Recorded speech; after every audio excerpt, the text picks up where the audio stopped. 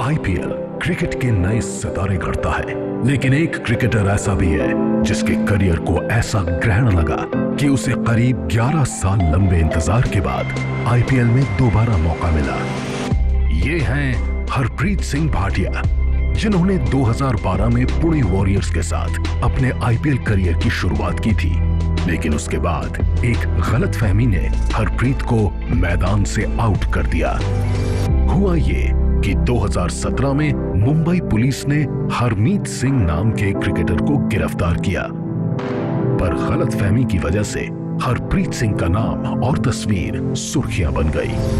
नतीजतन हरप्रीत से सभी फ्रेंचाइजी ने दूरी बना ली।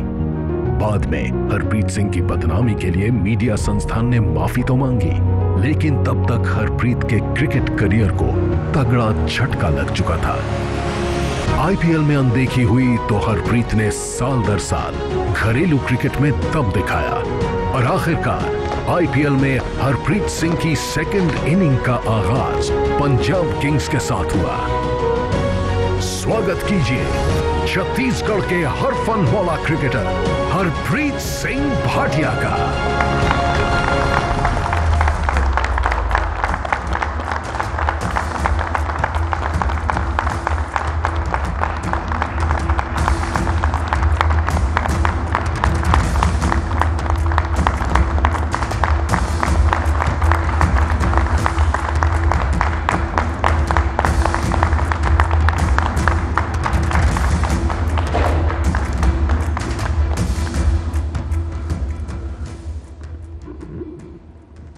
स्वागत है हरप्रीत आपका। Thank you so much. Mic भी आपने राइट हैंड में पकड़ा है, सब कुछ आप राइट हैंड से करते हैं, बैटिंग लेफ्ट से क्यों करते हैं? काफी अच्छा रिसर्च किया आपने फिर तो।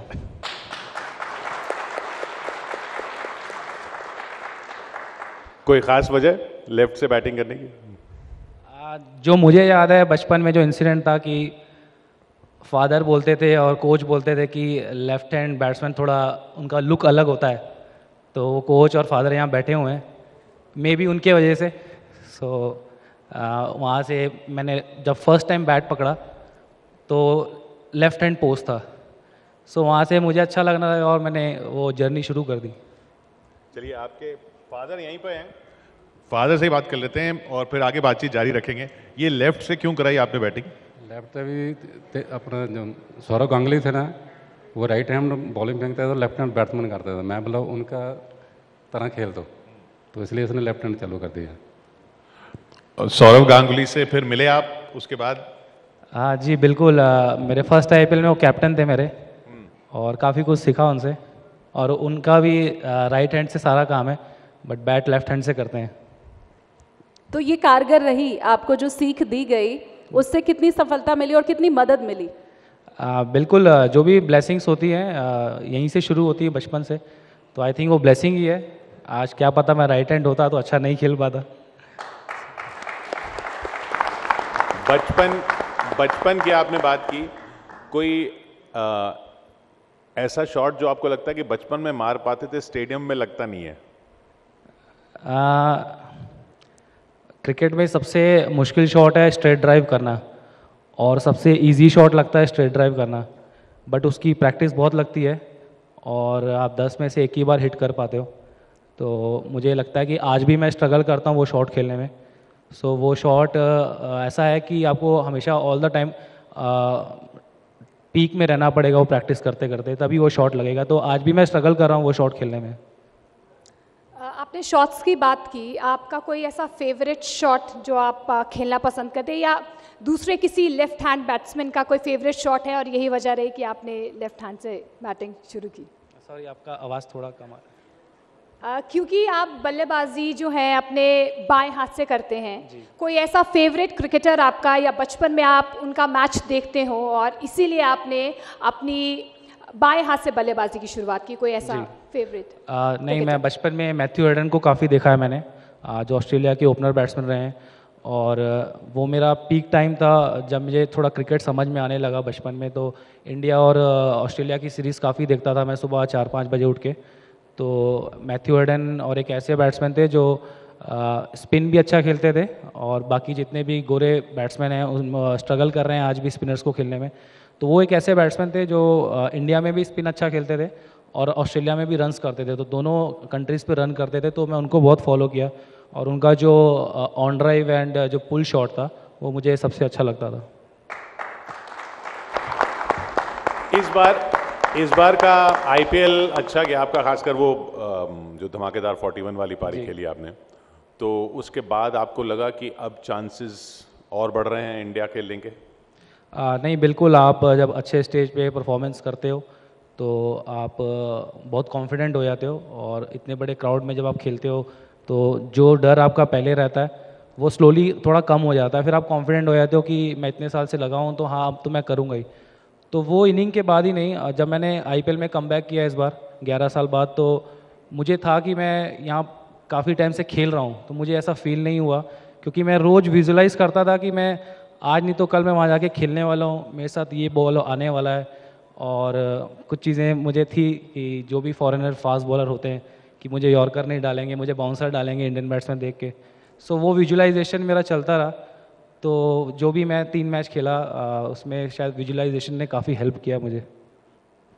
आपके कोच यहाँ पर मौजूद हैं। हाँ, आपको कैसे लगा ये आगे बड़े स्टेज पे जा सकते हैं? ये 8-9 साल का था तो उस समय ये ग्राउंड में टेनिस बॉल खेलने आता था। अच्छा। लेफ्ट से बैटिंग करता था, तो इसको तो बैट्समैन मैं लेफ्टी बनाया लेकिन बॉलिंग राइट से करता था। तो उस समय ये इनके साथ वाले और 6-7 लड़के थे, तो सबसे टैलेंट यही था। और बोलते हैं कि सुंदरता और टैलेंट खोजने की ज़रूरत नहीं, ऑटोमेटिक दिख जाता है। तो इसमें ये क्या था राजाराम माइंस के लिए। तो जब ये टेनिस बॉल से क्रिकेट बॉल पे, लेदर बॉल पे जाने के लिए कोई दिक्कत? हाँ सर, वो लेदर बॉल का तो ग्राउंड तो लेदर बॉल का ही होता है हमारे यहाँ जो राजाराम माइंस है। तो इसको मैंने धीरे से लेदर बॉल में लेके आया और एक टूर्नामेंट भी खिलाया उसको, करीबन ये 12 साल का था। बहुत अच्छा खेला इसने। उसके बाद तो फिर बोलते हैं कि टैलेंट कहीं रुकता नहीं है, निकल गया इसने। वो वाले टूर्नामेंट याद है आपको? जी हाँ, याद है मुझे। वो जो मैच की वो बात करें मुझे याद है। आखिरी में बैटिंग मिली थी मुझे और 1 ओवर बचा था और 4 बॉल बाकी थी, तो मैंने 4 बॉल में 3 बाउंड्रीज मारी थी लास्ट ओवर में, तो वो मुझे याद है। 4 बॉल में 3 बाउंड्रीज? हाँ, उसके बाद थोड़ी सी जगह बन गई थी इनकी टीम में। डोमेस्टिक क्रिकेट में 2 बार आपने हाई स्कोर किया, बावजूद उसके अभी तक आपको नेशनल टीम में जगह नहीं मिल पाई। ये क्या कहीं ना कहीं कमज़ोर करती है बात? नहीं, बिल्कुल। डोमेस्टिक क्रिकेट में मैं अच्छा कर रहा था, लास्ट 6-7 साल से अच्छा कर रहा हूँ, बट अब जो मैंने आईपीएल खेला, इस स्टेज में जाके मुझे वहाँ अच्छा करना होगा, तब शायद वो रास्ते भी खुल जाएं। ये आपको कैसा लगा जब आप आरसीबी से खेलते खेलते रह गए? चलता रहता है ये सब कि आपको कभी मौके मिलते हैं, कभी नहीं मिलते हैं। एटलीस्ट मुझे बाद में रिकग्नाइज़ किया टीम ने और मैं वहाँ गया और खेला तो नहीं, बट चीज़ें देख के सीखा, जो शायद इस जर्नी में ऐसी चीज़ें भी ज़रूरी है कि आप जब नहीं खेलते हो तो आप ज़्यादा सीखते हो। तो वो फेज़ भी आना था, तो वो फेज़ भी निकल गया। आपने कई फेजेस की बात की। हर क्रिकेटर के जीवन में उतार चढ़ाव आते हैं और इन्हीं उतार चढ़ाव को जीते और सीखते वो क्रिकेटर आगे बढ़ता है। एक पड़ाव आपकी भी ज़िंदगी में एक ठहराव आया था जी। उस ठहराव को आपने कैसे जिया, कैसे अपने आप को मोटिवेट किया और कैसे आप दूसरे क्रिकेटर्स को कहीं ना कहीं एक संदेश देना चाहते हैं कि अगर कोई ऐसा वक्त आए कि मुश्किल पड़ जाए लेकिन आपको हिम्मत नहीं आनी है, आगे बढ़ना है, और यही वजह है कि आप आगे बढ़ रहे हैं? बिल्कुल। वो फेज़ जब आप जर्नी शुरू करते हो तो डे 1 से आती है। पहले प्लेयर फाइट करता है अपने पेरेंट्स के साथ कि मुझे खेलना है, तो वहाँ से शुरू होता है सब कुछ। फिर उसके बाद बहुत ऐसे फेसेस आते हैं कि आपको हर किसी से लड़ना है, and end of the day important ये है कि आपको एवरी मॉर्निंग ये याद करना है कि मैंने शुरू क्यों किया था।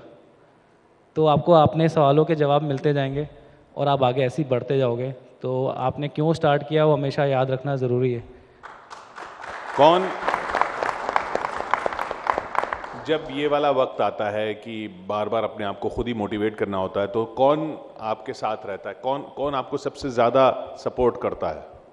नहीं, आप अकेले होते हो, कोई नहीं होता आपके साथ, आप अकेले रहते हो। हरप्रीत को अभी क्या क्या करना बचा है?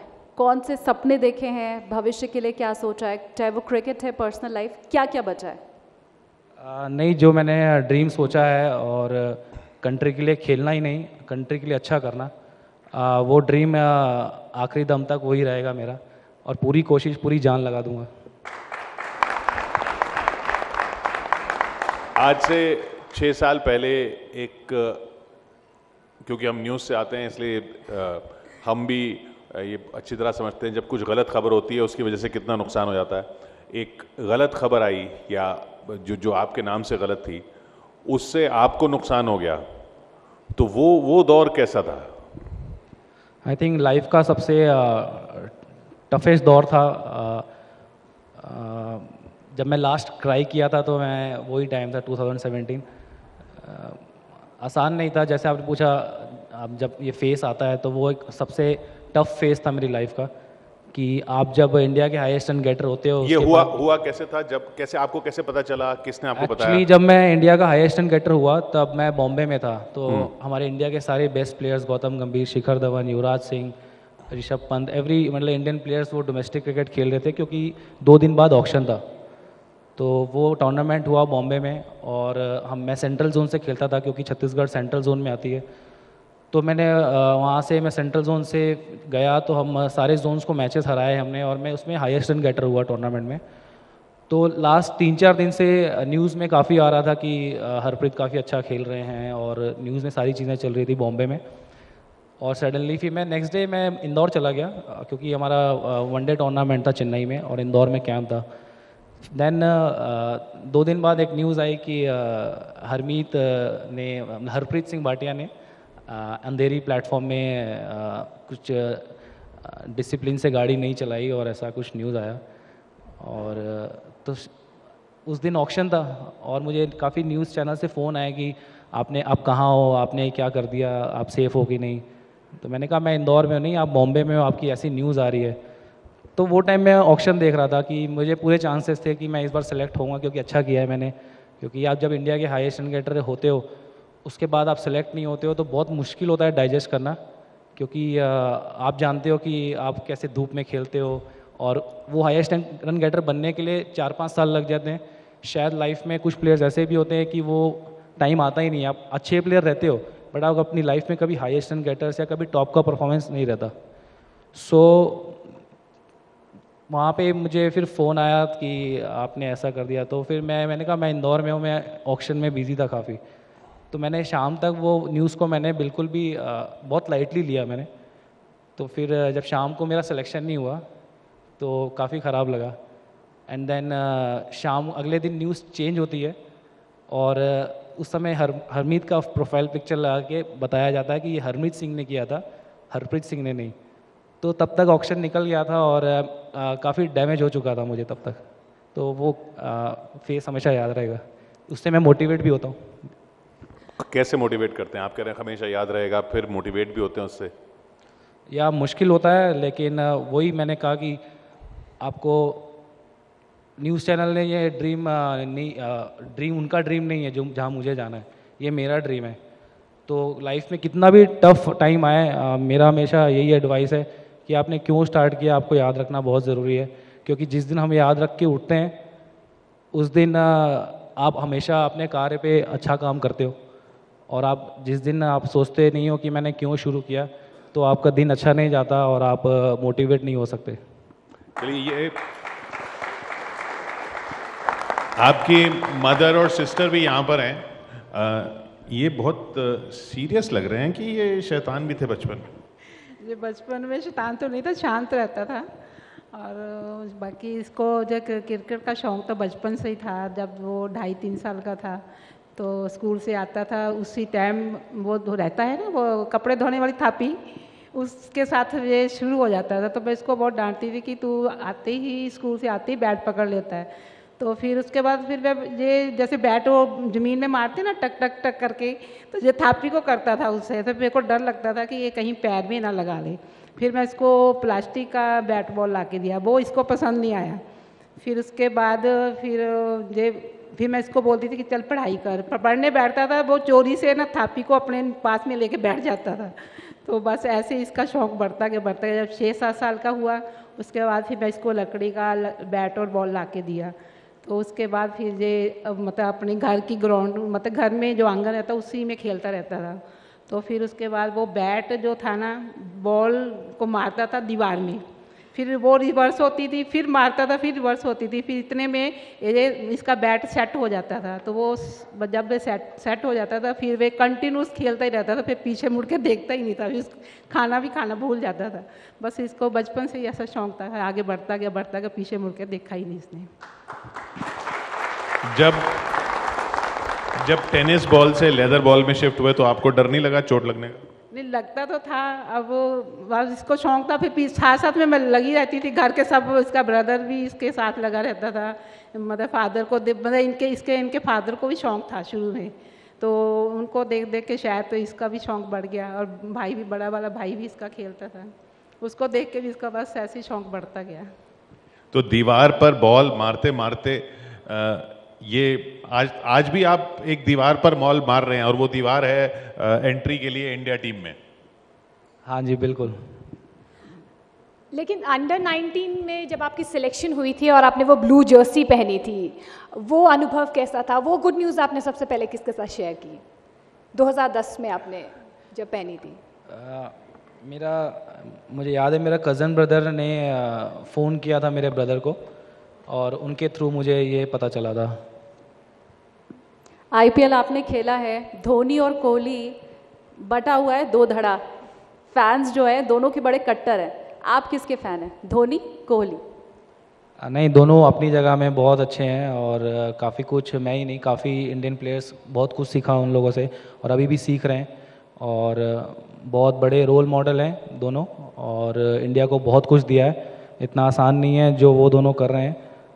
आई think hats off to both of them.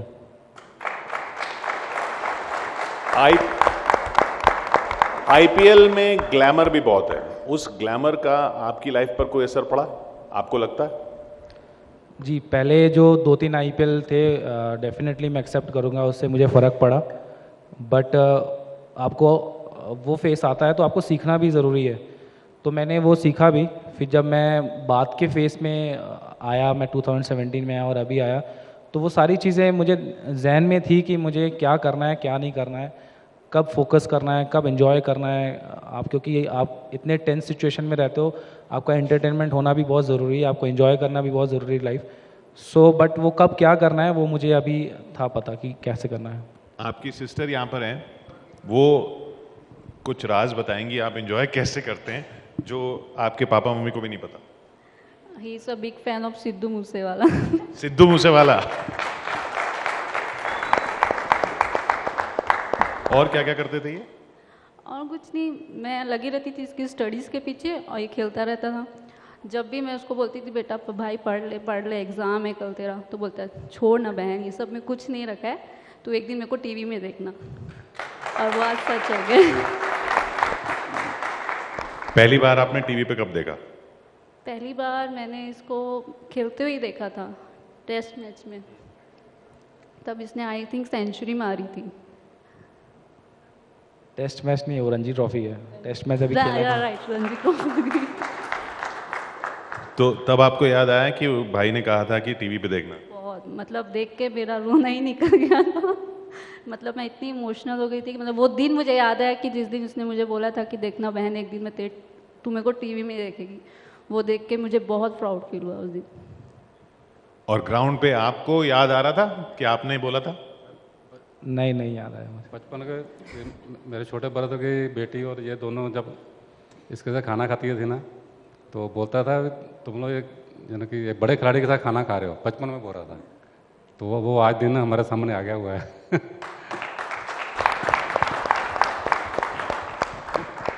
लेकिन जैसा आपने कहा ना, अभी वो इंडिया वाला कैप जो है, जब वो आएगा, वो क्या सपना पूरा होना उसको कहेंगे आप?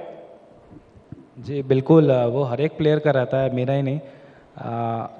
वो ड्रीम होना नहीं होना बहुत अलग बात है, बट आप जब अपना करियर फिनिश करते हो तो आपको अंदर से रहना चाहिए कि हाँ मैंने अपने सारे एफर्ट्स लगाए।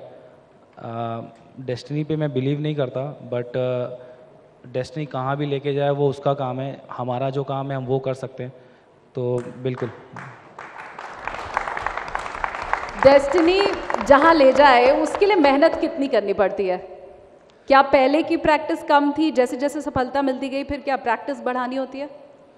नहीं, बिल्कुल ये ऐसा सफ़र है कि ऊपर वाले से भी लड़ना पड़ता है और खूब लड़ाई होती है, मैं तो खूब लड़ता हूँ।